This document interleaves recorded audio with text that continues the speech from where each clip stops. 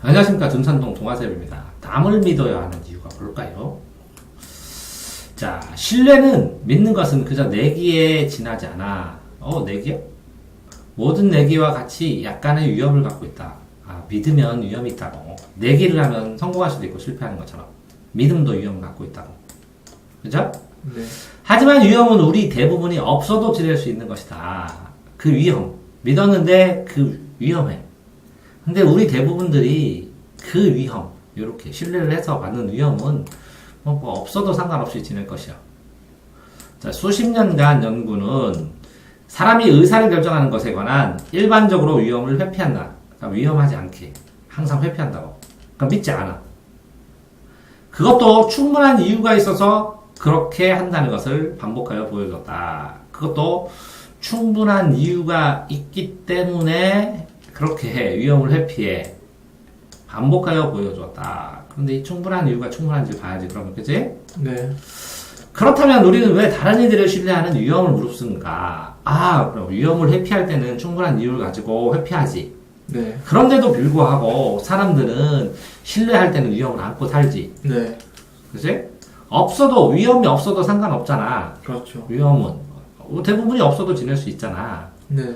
이렇게. 그러니까, 이렇게 끊어줘야지, 이렇게. 네. 그런데도 위험을 무릅쓰잖아. 신뢰를 하는. 이해가 가는 점은 우리는 그렇게 해야만 한다. 왜?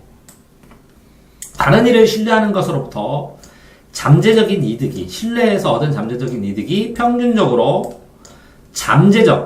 그러니까 숨어있는 손실보다는 상당히 더 크다. 그러니까 저 사람을 믿어가지고 편안하게 지내. 그게 잠재적인 손실, 안 믿어. 해갖고, 맨날 불편해. 하는 손실보다는 이득이 크다고, 평균적으로. 계속 증대되는 인간사회가 복잡해져. 복잡성과 자원, 즉, 인간사회 기술적 발달이 되고, 상호 관련적인 사회화원, 그리고, 급속히 증대되는 경제자원이 모두, 모든 것, 이렇게, 복잡상 안에 있는 모든 증대되는 것들이 신뢰와 협력에 의존하고 있지. 네. 어느 우주 왕복선 발사나 우주 탐사기 착륙 그런 상황이 일어난 동안에 나사의 우주 비행 관제소의 익숙한 장면을 상상해보자. 상상해보면 사람들로 가득 차 있다. 컴퓨터 있다. 그들 중 아무도 혼자서 할 수 없는 것을 성취하려고 협력하고 혼자서는 못하잖아. 협력하고 이러잖아. 사슬의 고리에서 각각 작지만 중요한 일들, 해야만 일들을 하고 각각 하고 있지. 각각 자기 하기 위해서 다른 사람도 이걸 똑같이 그런 일을 하겠다는 신뢰성에 의지하잖아. 단 한 사람이라도 중요한 자료를 주목하지 못하면 탱크 압력 때문에 폭발, 우주소행 신벽수 때문에 죽고 전체 기회 위험에 빠지지.